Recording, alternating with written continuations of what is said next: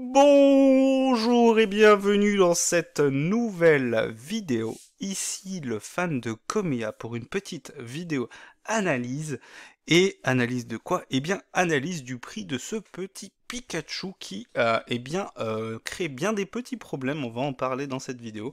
Mais avant de commencer, je sais que j'avais prévu une vidéo du coup pour les 100 abonnés, mais vous vous êtes surpassé, on a augmenté de 50%, on est quasiment à 150, voire peut-être on est à 150 au moment où j'enregistre cette vidéo. Enfin bref, vous êtes des malades. Donc du coup, ce qu'on fera, c'est que je ferai la vidéo donc des 100 abonnés qui devient la vidéo des 150 abonnés. Merci les gars, vous êtes génial. Vous êtes géniaux. Je la mettrai du coup demain. Je vais la tourner demain matin. Je pense que ça devrait aller. Et elle sortira en fin de journée. Je vais la teaser un peu avec un petit short. Je vais vous montrer du coup ce que j'ouvre. Je vous en avais déjà parlé.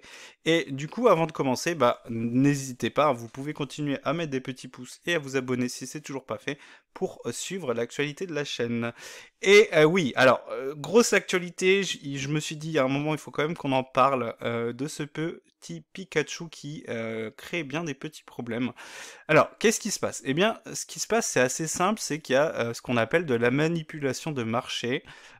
Et je vais essayer de vous expliquer ça le plus clairement et le plus intelligemment possible dans cette vidéo. Mais en tout cas, si jamais vous avez des questions, n'hésitez surtout pas. Et si jamais je dis une bêtise, parce que ça va sûrement arriver, parce que je le rappelle, je ne suis pas un expert, hein, je suis un petit nouveau dans le monde de Pokémon. Donc n'hésitez pas à me corriger et ce n'est pas grave, hein, j'accepterai complètement vos remarques, faut pas vous inquiéter. Et donc du coup, on va essayer de voir ensemble ce qui se passe. Alors, donc du coup, petit contexte, la série est sortie vendredi dernier. C'est une série où visiblement beaucoup de gens ont voulu absolument obtenir des items le plus vite possible, ce qui fait qu'on est maintenant dans une sorte de pénurie plus ou moins généralisée au niveau du territoire français. Pour l'étranger, je ne sais pas trop. Visiblement, j'ai quand même eu quelques retours. En Belgique, ça reste assez calme. Donc c'est une piste à explorer si jamais vous voulez absolument acheter des items. Encore une fois, dans cette vidéo, je vais plutôt avoir tendance à vous essayer de vous raisonner pour essayer de vous calmer. Ne vous inquiétez pas. Très clairement, je pense que Pokémon Company est très au courant de ce qui se passe. Alors, s'ils le font exprès, c'est du très bon business, hein, mais je pense que sur une série comme ça, ils n'avaient pas besoin de toute façon. Hein, vous mettez un Pikachu, même sur une série naze, je pense que ça marche. Et bon, on a eu par le passé la confirmation que c'était possible. Hein. On fait un petit coucou à la série Voltage éclatant, évidemment, ou Éclatax, comme on aime bien l'appeler. Qu'est-ce qui se passe? Eh bien, il y a peu d'items à vendre, surtout les ETB. Les displays, évidemment, c'est une catastrophe. Et les gens, du coup, se rabattent un peu sur tout ce qu'ils trouvent. Donc, par exemple, moi, au Furet, j'y suis allé cette semaine. Il y avait plus de blisters Pikachu et Latias. Je voulais en reprendre quelques-uns, j'ai pas pu. Bon, j'en avais précommandé, je vous montrerai ça, mais du coup j'en ai quelques-uns. Bon, ça va, je suis pas à plaindre, j'ai une petite dizaine de blisters, c'est très bien pour du scellé. Je ne m'inquiète pas plus que ça. Au niveau des ETB, c'est très compliqué, il y en a encore quelques-unes dans quelques magasins. Sur CM notamment, elles ont atteint 75 €, c'est assez hallucinant. Enfin bref, donc le scellé est très compliqué à obtenir, évidemment du coup ça crée des problèmes pour les ouvertures, il y a moins de gens qui ouvrent et du coup assez régulièrement il y a des gens qui vont acheter pour garder, pour revendre, même revendre tout de suite. Hein. C'est un effet qu'on a peu eu sur Écarlate et Violet, à part sur 151, mais ça risque d'être une réalité dans les semaines à venir s'il n'y a pas de restock, chose que je pense va arriver. Après, je peux me tromper évidemment, comme à chaque fois que je vous dis quelque chose. Encore une fois, je le rappelle, mais si vous croyez si vous croyez à chaque fois que quelqu'un vous dit quelque chose, personne n'a la boule de cristal, à part les gens qui décident évidemment au niveau de la Pokémon Company. Moi, je pense qu'il va y avoir du restock. Noël arrive, c'est pas une période sur laquelle les dirigeants peuvent se permettre d'avoir une pénurie en magasin, puisque évidemment Pokémon Company, je vous rappelle, ne touche pas d'argent quand vous revendez un item. Hein. C'est pas forcément quelque chose qu'ils voient d'un bon œil, évidemment. Ça contribue au succès de la franchise, hein, c'est pas un problème. Mais Pokémon Company touche de l'argent une fois que le produit est vendu au premier fournisseur. Après, derrière, Pokémon Company ne touche rien. Donc évidemment, si vous achetez votre TB à 55 € et que derrière vous la revendez à 80 euros, ça n'arrange pas les affaires de Pokémon Company qui va préférer vendre 2 ETB à 55 euros que, eh bien, elles n'en vendent qu'une seule. C'est le commerce, tout simplement. Donc du coup, il y a moins d'ouverture, parce que du coup, il y a beaucoup de gens qui vont commencer à garder scellé. Ce qui crée une rareté au niveau donc des cartes en loose à l'unité. Alors, on reste sur des cartes, hein, je rappelle, pour Pikachu, c'est une chance sur 960, une chance sur 1000. Hein. Donc évidemment, il y a peu de gens qui vont l'obtenir en ouverture. Mais si en plus les gens commencent à garder scellé, forcément, on va en avoir de moins en moins. Et je vous parlais donc de la manipulation de marché. J'ai fait une première fois la vidéo et j'ai voulu la reprendre. Et eh bien, quelqu'un, alors je vous encourage, si vous voulez aller voir, allez-y, mais sinon je ne vous encourage pas. Quelqu'un a mis, donc du coup, juste avant, hein, il y a 5 minutes, hein, pas plus, il y avait que 2 offres à 3000 euros. Alors, c'est des personnes qui ont mis les cartes à 3000 euros, c'est pas pour les vendre, vous voyez là, il y a un message, je vous laisse le lire. Évidemment, il y a de la manipulation de marché, donc on va expliquer. Qu'est-ce qui s'est passé? Vous voyez, le prix n'a fait qu'augmenter, donc ça c'est les ventes réussies, mais je crois, confirmez-moi ou dites-moi le contraire dans les commentaires, mais je crois que c'est toutes les langues. Card Market ne fait pas le tri, à part si quand on saisit une langue ça fait le tri, mais je pense que ça concerne toutes les langues. On va ajouter l'anglais pour voir si ça change quelque chose. Au niveau du graphe, non, vous voyez, il n'y a pas de changement, c'était 390 déjà tout à l'heure. Et là, vous voyez, en anglais, on est à 400 minimum. Voilà. Donc c'est compliqué. Du coup, qu'est-ce qui se passe? Eh bien, le prix n'a fait qu'augmenter. Pourquoi? Parce qu'il y a des personnes qui font du FOMO, c'est-à-dire que les offres sont rares. J'ai surveillé tout au long des derniers jours. Les offres sont rares. Les prix sont relativement élevés, c'est-à-dire que la semaine dernière, à la sortie, vous voyez, on était autour des 200 euros, ce qui est déjà énorme pour une sortie de série, hein, évidemment. Donc, c'est-à-dire qu'il y a peu de gens qui ont la carte, il y a peu de gens qui ont ouvert, donc forcément la population elle est faible. Et avoir une carte qui vaut déjà 200-250 euros à la sortie, on l'a jamais vu, puisque le Greninja au début, il était quand même assez haut, il était autour des 100-150, et c'est qu'après, derrière, quand on s'est rendu compte qu'il était très dur à faire tomber, que la carte a explosé. Et je crois que maintenant, bah, du coup, elle est ridicule à côté de Pikachu, évidemment. Bref, donc Pikachu, il y a peu de chances que... Alors, je dis ça, hein, mais il y a 8.5 qui arrive, donc je retire ce que je vais dire. En tout cas, pour l'instant, c'est la carte la plus chère qu'on ait jamais vue. Et qu'est-ce qui se passe? Eh bien, quand vous êtes sur Card Market, si jamais vous mettez un produit dans votre panier, là je suis pas connecté, donc je ne peux pas faire d'achat, ce produit n'apparaît plus. Ce qui paraît évident, puisque, eh bien, si vous mettez quelque chose dans votre panier, c'est que vous vous apprêtez à l'acheter, et du coup, derrière, eh bien, il n'y a pas de raison de le laisser disponible. Alors, c'est quelque chose que je suis pas sûr, c'est-à-dire, est-ce que... Parce qu'il y a plusieurs actions. C'est d'abord vous mettez l'objet dans votre panier, ensuite vous le payez. Donc du coup, si vous avez l'argent disponible, parce que Card Market fonctionne avec un portefeuille, vous pouvez valider l'achat, et du coup l'achat il est validé. Et une fois que le vendeur a envoyé le colis, sur des sommes aussi grandes, le vendeur n'est payé normalement qu'à la réception. Donc il peut pas y avoir d'arnaque. Sur Card Market c'est carré, franchement c'est carré. Bref, mais il me semble que quand on met un produit dans le panier, il ne peut plus apparaître dans la liste des ventes. Mais vous me confirmerez, mais vu ce qui se passe, je pense que c'est ce qui arrive. Donc du coup, qu'est-ce qui se passe? Eh bien, vous faites plusieurs comptes, ou alors vous passez par des amis, vous faites en sorte que les cartes les moins chères, eh bien, n'apparaissent plus. Donc ce que vous faites, eh bien, c'est que vous la mettez dans votre panier, vous vous engagez à la payer, par exemple. Là, comme ça, je pense que c'est sûr qu'elle n'apparaît plus. Si vous la mettez juste dans votre panier, peut-être qu'elle apparaît encore, mais on ne peut pas l'acheter. Ça reste... Confirmez-moi, parce que j'ai vraiment un doute, faudrait que je fasse un test. Je vais aller faire un test, et si jamais le test est concluant, je vous le mettrai en commentaire épinglé. Bref, quoi qu'il en soit, on va partir du principe que si vous mettez un item dans le panier, il n'apparaît plus au niveau des ventes ici. Donc, il y a quelques jours, il y avait des cartes à vendre à 330, 350 et ainsi de suite.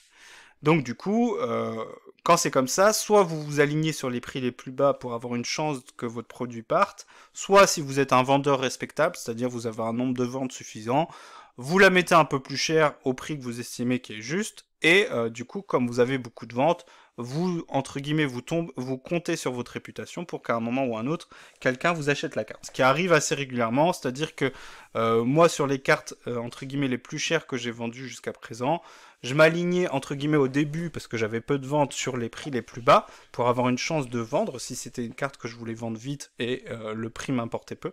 Mais si jamais il y avait une carte qui était vendue trop peu cher par rapport à ce que moi je pensais, eh bien je mettais un prix plus haut. La carte elle est chez moi donc elle prend pas plus de place que ça et au moment où quelqu'un se décide enfin à la prendre au prix que moi j'ai estimé juste, eh bien du coup la vente se fait. Donc du coup moi j'ai fait pareil, j'ai mis le Pikachu à 400 € le jour où je l'ai sorti, je me suis dit voilà, c'est un prix que j'estime correct vu ce qui se passe en ce moment, j'estimais aussi que c'était quand même un peu exagéré, je vais pas vous dire le contraire, puisqu'au moment de la sortie, elle se vendait en général autour des 230 €. Donc on était quasiment à 2 fois la cote.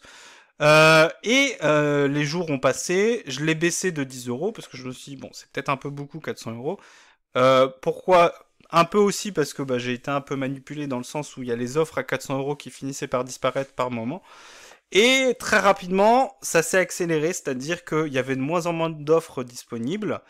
Les offres les moins chères disparaissaient en quelques jours, et donc ça donne la sensation, si jamais vous êtes acheteur et que vous voulez acheter, ça vous donne la sensation que, eh bien, vous êtes en train de rater quelque chose. Le fameux FOMO, donc la peur de rater quelque chose.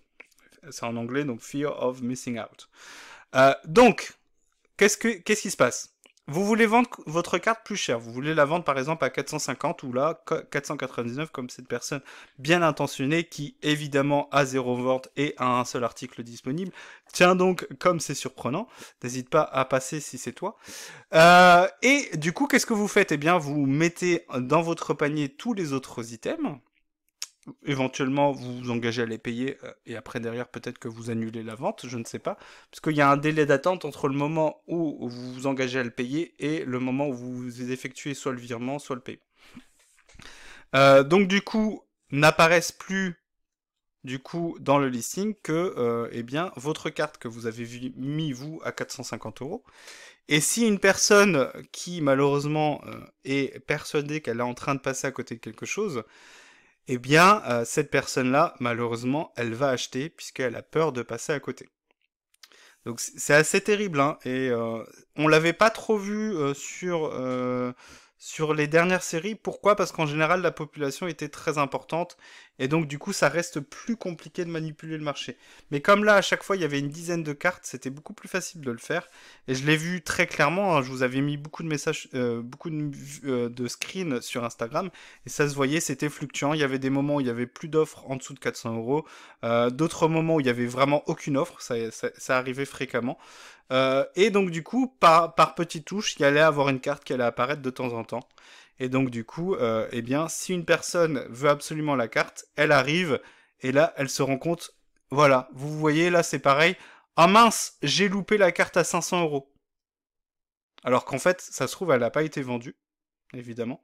Et donc du coup, qu'est-ce qui se passe derrière? Eh bien, si dans 5 minutes, une personne va vous mettre une carte à 550 €, vous allez vous dire, ah mince, je vais devoir débourser 100 € de plus, mais imaginez quelqu'un va l'acheter.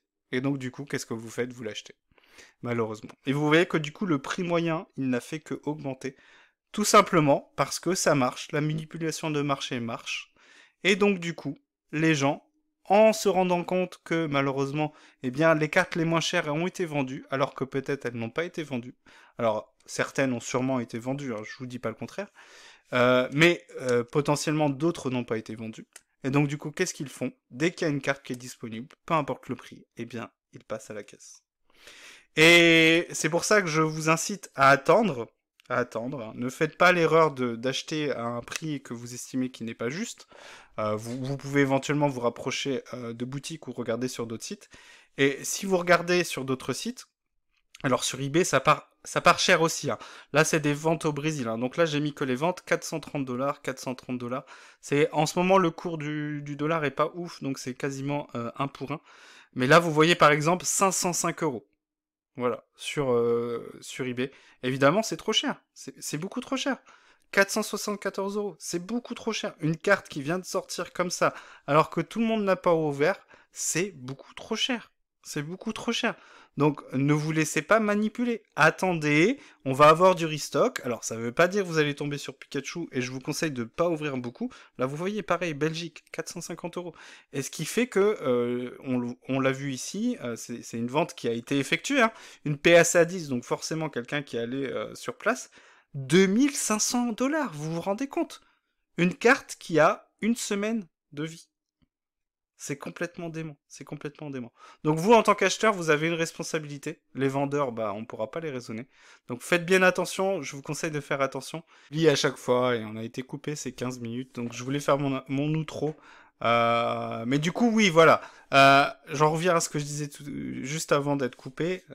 Là, pour vous, c'est juste avant, mais pour moi, c'était tout à l'heure. Voilà. Vous voyez, à nouveau, donc typiquement. Et je pourrais y passer l'après-midi. Vraiment, je pourrais passer l'après-midi. Et en fait, ça va. Donc, soit il y a quelque chose qui est fait au niveau de Card Market, mais je pense pas, parce que Card Market touche des commissions à chaque fois qu'il y a une vente, donc évidemment, eux ne vont pas se plaindre. Donc, j'en appelle à ma communauté, donc aux personnes qui regardent cette vidéo, qui me suivent, et toutes celles qui découvriraient cette vidéo, n'achetez pas. Si vous achetez, vous ne faites que alimenter le marché. Alors, j'ai vendu ma carte. J'ai vendu ma carte. Mais au moment où la carte, moi je l'ai vendue, il y avait plus cher. Et j'estime qu'au prix auquel je l'ai vendue, donc en toute transparence avec vous, ma carte part à 390 €, ce qui est déjà énorme, je vous dis pas le contraire. Mais je n'ai pas cherché à manipuler le marché, c'est-à-dire que moi je l'ai mis à 400 € de base pour m'aligner sur les prix les plus chers, en me disant, eh bah, de façon tout à fait honnête, alors je voulais pas forcément qu'elle parte à ce prix-là, évidemment, mais je voyais bien que ça allait exploser. Je voyais bien que ça allait exploser. Alors vous allez me dire, bah oui, mais tu contribues aussi. Alors, dans une certaine mesure, oui, mais moi je n'ai pas cherché à monter le prix de ma carte, je l'ai même baissé. Alors vous allez me dire, oui, 10 €, tu abuses un peu quand même. Bah oui, je l'ai baissé un peu. Alors j'aurais pu la baisser beaucoup plus, effectivement. Mais quoi qu'il en soit, il s'avère que quelqu'un m'a acheté la carte. Et je pense que la personne fait quand même une bonne affaire, puisque je lui ai envoyé plein de photos et je l'ai revue ce matin. Elle est vraiment en état nickel. Donc si la personne veut faire grader la carte, et la personne derrière va forcément potentiellement faire une plus-value. Donc à la limite, sur cette vente-là, c'est même moi qui me fais avoir, puisque si on s'en tient au prix qu'il va y avoir, bon, vous voyez, moi je vends au prix du marché. C'est-à-dire que là, à l'heure actuelle, c'est 390 €. Alors comment est-ce qu'on peut faire? Bah, encore une fois, c'est pas à moi de décider du prix.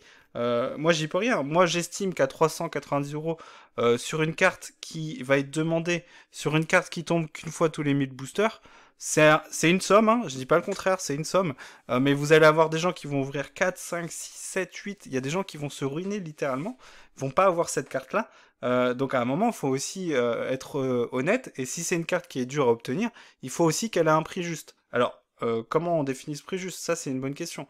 N'hésitez pas à me dire dans les commentaires, comment est-ce qu'on fait pour établir le prix juste? Voilà, tout simplement.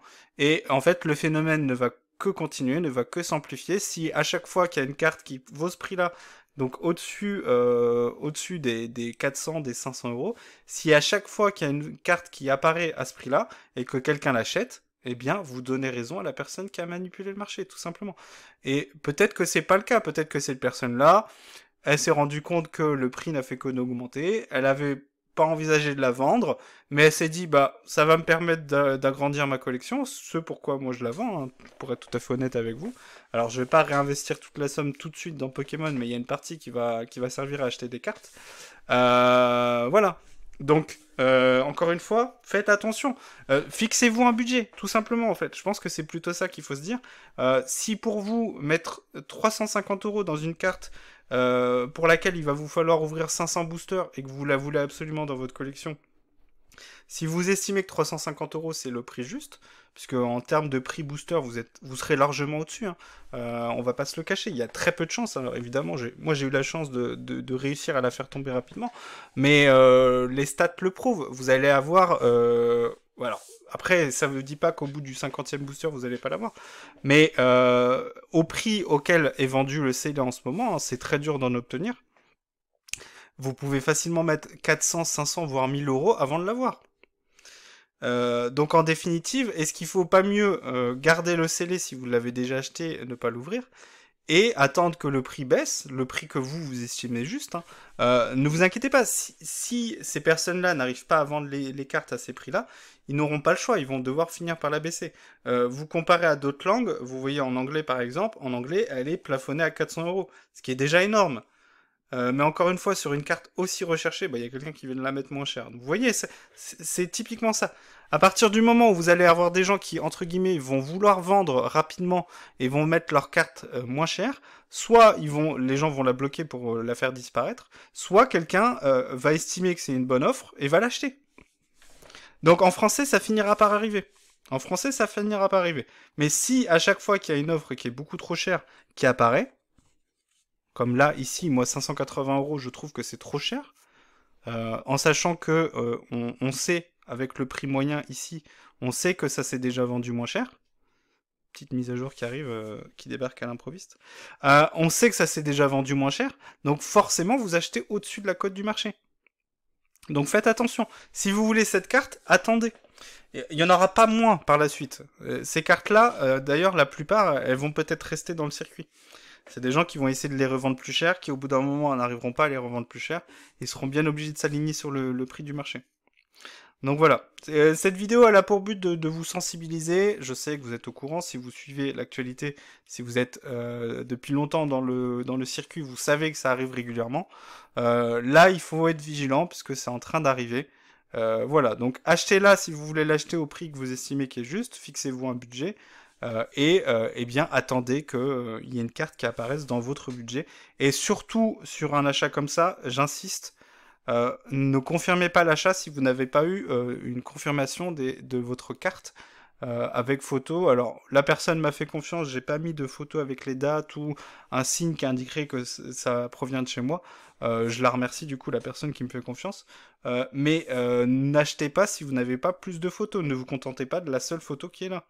Demandez-en plus. Si elle a un moindre défaut, si vous voulez l'acheter absolument, si vous la voulez dans votre collection, à ce prix-là, c'est clairement une carte que vous faites grader. Si vous l'achetez à 580 euros et que vous voulez juste la mettre dans un classeur, et vous achetez beaucoup trop cher. Vous achetez beaucoup trop cher. Donc, si vous voulez la faire grader et faire, si vous aussi vous voulez spéculer, c'est votre droit, hein. Mais à ce moment-là, assurez-vous qu'elle est dans un état nickel. Donc demandez plus de photos et des photos prises pas n'importe comment. Donc vraiment chaque détail, chaque point de la carte qui est indiqué. Voilà. Donc faites attention. Je sais pas comment ça va finir. J'ai pas une boule de cristal. J'espère que ça va se tasser un peu avec. On aura tout eu dans cette vidéo. Avec du coup, avec bien le fait que plus d'items vont être ouverts, j'attends le restock, mais j'espère, hein, franchement, s'il n'y en a pas, ça va être vraiment la catastrophe. Mais quoi qu'il en soit, faites attention, n'achetez pas les items trop chers, pareil, fixez-vous un budget, faites bien attention. Moi, très clairement, si on n'a pas d'autres items au prix normal, hein, c'est-à-dire 6 euros un booster sous blister ou une ETB à 55 euros, je n'achèterai plus rien. C'est clair et net. Je mets déjà beaucoup d'argent dans Pokémon, c'est pas pour acheter les objets beaucoup plus chers qu'ils ne valent. Donc faites attention, la FOMO est présente, hein, on va pas se le cacher. Donc faites bien attention et n'hésitez pas à surveiller, je vais surveiller de mon côté. Et si jamais eh bien, les choses se calment, eh bien, je n'hésiterai pas à refaire une vidéo. On va actualiser une dernière fois, voir si ça a changé. Vous voyez, sur l'espace de 20 minutes, 20-25 minutes, on a eu une offre à 489 qui n'était pas présente quand j'ai commencé à tourner la première fois la vidéo. Et pendant qu'on était en train de tourner la deuxième fois, il y a eu une offre à 580 qui a pop. Donc la carte à 450 euros, elle est peut-être pas vendue, mais quelqu'un l'a mis dans le panier. Alors je dis pas que c'est cette personne-là qui l'a fait, hein, mais peut-être quelqu'un l'a fait. Et donc du coup, une personne pensant qu'effectivement elle détient de l'or entre les mains, eh bien a voulu la mettre à 580 euros. Voilà, donc faites-vous votre avis, on n'est qu'à une semaine après la sortie. Je rappelle, en général, on considère que 3 mois après, on a les prix les plus justes. Voilà, donc j'espère que le marché ne me fera pas mentir, parce que je serais vraiment très déçu si le Pikachu atteint les 1000 euros.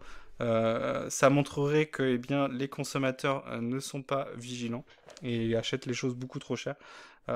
Oui, c'est un Pikachu. Oui, c'est un Pikachu. Je veux bien. Mais c'est une carte qui a la même rareté que Trioxydre, Milobellus, pour ne citer que les cartes de la même série. Voilà. Donc la popularité ne devrait pas justifier le prix, très clairement. Même si effectivement c'est le Pokémon mascotte, évidemment. Enfin bref.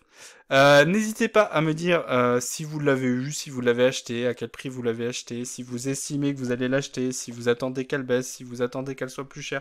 J'attends d'avoir vos retours. N'hésitez pas à me dire ce que vous avez pensé de cette vidéo. J'ai dit beaucoup de choses, hein, je suis parti dans tous les sens. Il y a 10 minutes, je finissais la première partie de la vidéo avant que je sois coupé et je suis reparti sur 10 minutes. Voilà, c'est n'importe quoi. Allez, on se dit à bientôt. Donc, comme je vous l'ai dit en ouverture de la vidéo, je vais ouvrir une boîte mystère Amazon. Je vais vous mettre une petite vidéo teasing demain matin. Et la vidéo sortira en fin de journée, donc demain lundi. Et on espère avoir de beaux hits, puisque ça fera, du coup, j'aurai atteint les 200 boosters depuis que je note toutes mes ouvertures. Et je pense que d'ici quelques vidéos, eh bien, je vous montrerai comment je relève, comment je note toutes mes ouvertures et les taux de drop que j'ai, en sachant que je n'ouvre pas de display. Donc j'ai les taux de drop, on va dire, minimum, puisque du coup j'ouvre des items très variés. Donc on va voir comme ça, on va comparer à une ETB, une display pardon, EV5 ou EV6 ou EV7. On va dire l'objet médian qu'on peut encore obtenir à prix correct, et on verra, eh bien, est-ce que je m'en sors bien ou pas. Vu le taux de SAR, je pense que je m'en sors pas très bien. Pas très bien. Mais bon, vous verrez dans la vidéo. Allez, on se dit à bientôt. Cette vidéo a duré beaucoup trop longtemps. Et à une prochaine vidéo. Allez, ciao!